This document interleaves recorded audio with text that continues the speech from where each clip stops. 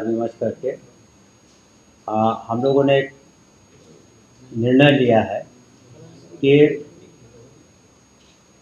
जो ट्रांसफ़र नीति है, स्थानांतरण नीति है, उस पर हम लोग तत्काल स्थगित रखेंगे।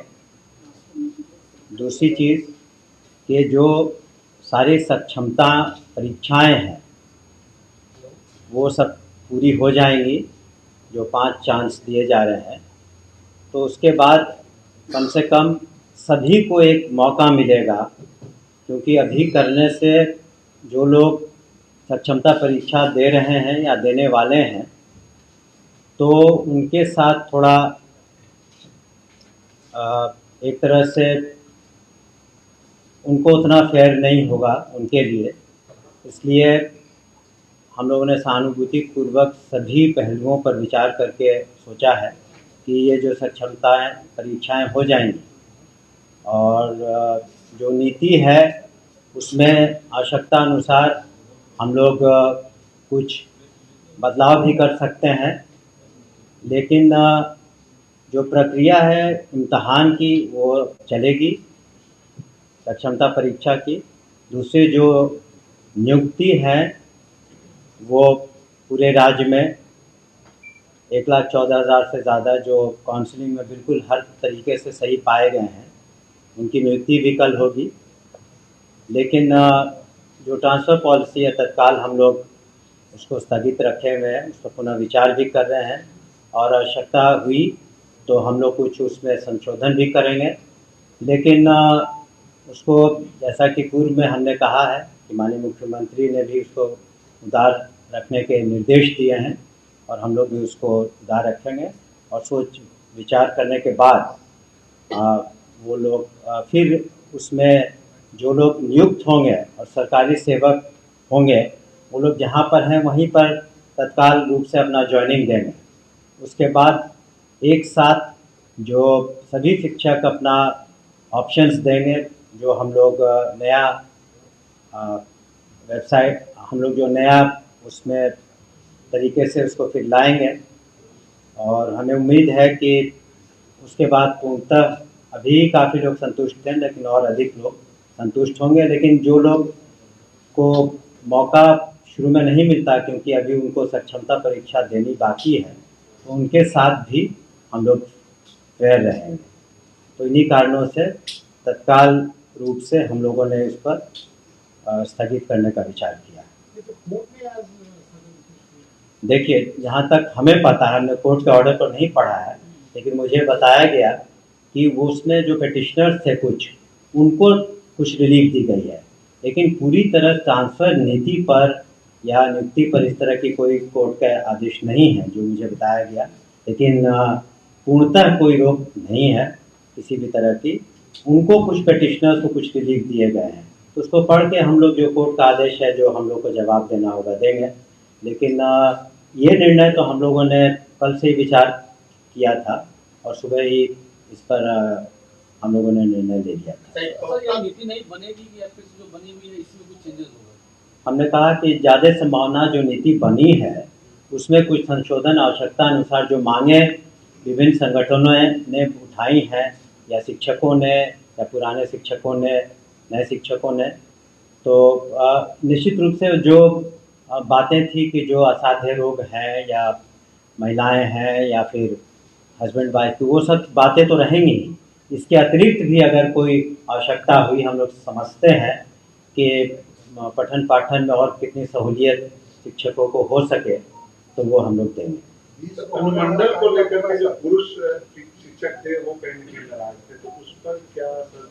वही हमने कहा ना, इन्हीं सब ले करके कुछ लोग मिले भी हमसे, पदाधिकारियों से भी मिले, तो हम लोगों ने ऐसा तो नहीं है, हम लोगों ने तो जब इतना माननीय मुख्यमंत्री जी ने किया है शिक्षा विभाग के लिए, शिक्षकों के लिए इतनी नौकरियां दी जा रही हैं, तो उनकी बातों को भी हम लोग सुन रहे हैं और इसीलिए हम लोगों ने एक कह सकते हैं कि टेम्पररी तरीके से उस पर स्थगन लगाया है और उसमें जो आवश्यकता अनुसार हम लोग संशोधन भी करेंगे पूरी बातों को पढ़ करके, ताकि किसी तरह की कोई किसी को डिससेटिस्फैक्शन नहीं है।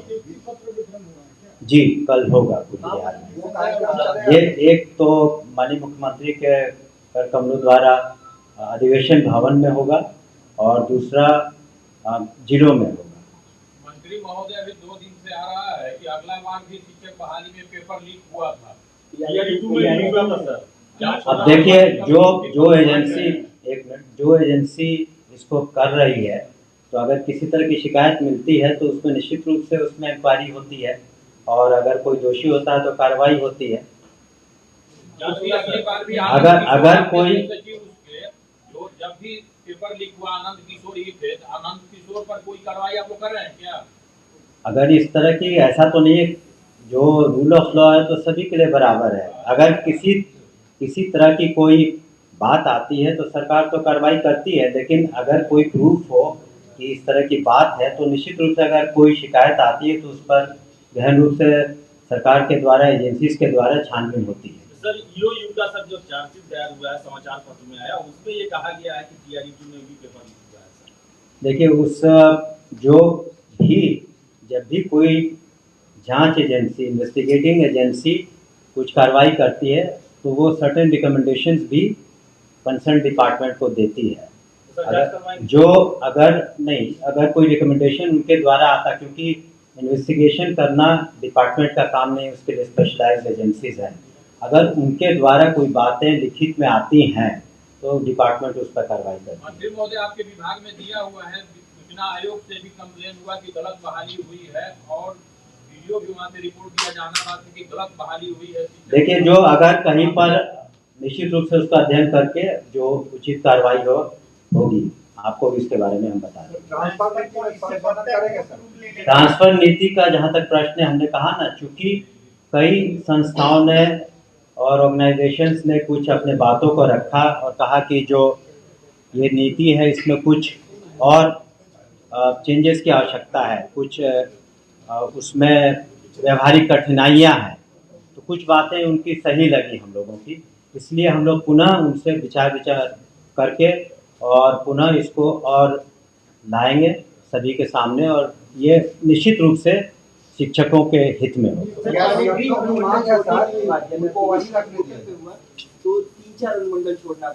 नहीं तो इसीलिए वो सब व्यवहारिक कठिनाइयाँ जो हमने कहा कि कई जिलों में एक ही अनुमंडल है, तो कुछ व्यवहारिक कठिनाइयाँ हैं, उन सबको हम लोग दूर करेंगे।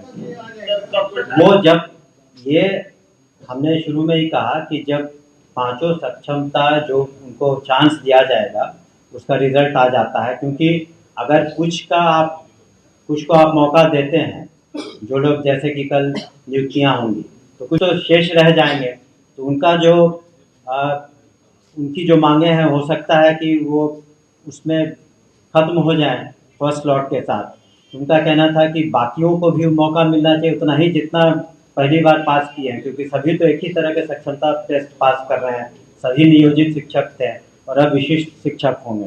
एक सवाल है सर यहाँ पर कि यदि 5 बार सक्षमता परीक्षा हो जाती है, ऐसे शिक्षक नियोजित शिक्षक हैं वो फॉर्म नहीं भरते हैं, तो उनके साथ क्या कीजिएगा? देखिए, उसके लिए जिन लोगों ने इम्तहान दिया ही नहीं या देंगे नहीं, 2 तरह की बात है। जो जांच पड़ताल में जिनके सर्टिफिकेट्स वगैरह सही नहीं पाएंगे तो उसमें विधि सम्मत कार्रवाई होगी। दूसरा कि जो देते ही नहीं तो उसके लिए अलग से कमेटी बनी है, जो बिल्कुल नहीं देते हैं तो उसमें अलग से हम लोग उसमें निर्णय। सर, कल नियुक्ति पत्र मिलेगा, उनको सेवा निरंतरता का भी लाभ मिलेगा, इतने वर्षों से कार्यरत हैं? जी नहीं, जो आप पहली बार, आप तो सरकारी सेवक हुए हैं ना, तो सरकारी सेवक तो आप जब से आपकी नियुक्ति होती है तब से आप होते हैं, और अब तो आप सरकारी सेवक होंगे और उनसे भी हम अपेक्षा करेंगे कि पूरे लगन के साथ और बिल्कुल कर्तव्यनिष्ठा के साथ अपने कर्तव्यों का निर्वहन करेंगे।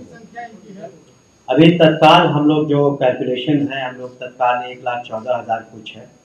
जिन नियोजित शिक्षकों ने परीक्षा नहीं दिया है, क्या उस पर किसी तरह की कार्रवाई की जाएगी? नहीं, अभी तो उनके चांसेस भी खत्म नहीं हुए हैं, अभी और मौके तो बाकी हैं। मौके जब पूरे खत्म हो जाएंगे, उनका प्रश्न था आपके पत्रकार का, दूसरे पत्रकार बंधु का, कि अगर कोई नहीं देता है तब क्या होता है, तो उसके बारे में हम लोगों ने एक कमेटी बना ली है, उसके बारे में हम लोग अलग से निर्णय लेंगे। शिक्षकों को लेकर के माध्यमिक शिक्षक संघ ने भी तो आंदोलन का आह्वान किया आज मसान जुलूस में निकालने वाले। अब देखिए, किसी को कोई अपना, हम लोगों ने तो हर तरीके से सभी बातों को रख के सक्षमता परीक्षा जो पास करेंगे उनको तो नियुक्ति पत्र मिलेंगे ही। आंदोलन के लिए उसके बारे में मुझे जानकारी नहीं है। 1,14,000 हाँ जी, 1,14,000 जो शिक्षक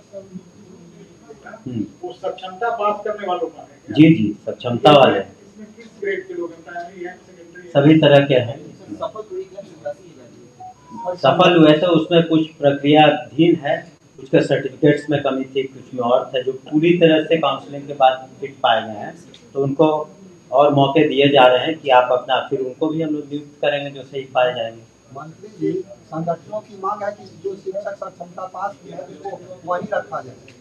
फिलहाल रहेंगे, लेकिन आगे चल के जो नीति बनेगी, जो उसमें जो संशोधन होगा, तो उसके अनुसार उनको, उसमें उनके अनुसार उनको आगे की कार्रवाई करनी पड़ेगी। जब आप गवर्नमेंट सर्वेंट हैं तो government rule regulations, government policy, transfer policy तो अधीन है आप। तो उनकी सीनियरिटी का क्या होगा? पहले जो 12 साल 11 साल काम कर चुके हैं, आप तो नए सिरे से ना नियुक्ति हो रही है, उसका कोई मतलब नहीं रहेगा। जहाँ तक इस पर हम लोग विचार करेंगे, लेकिन तत्काल इस पर नहीं, क्योंकि सभी को एक साथ मौका मिला है।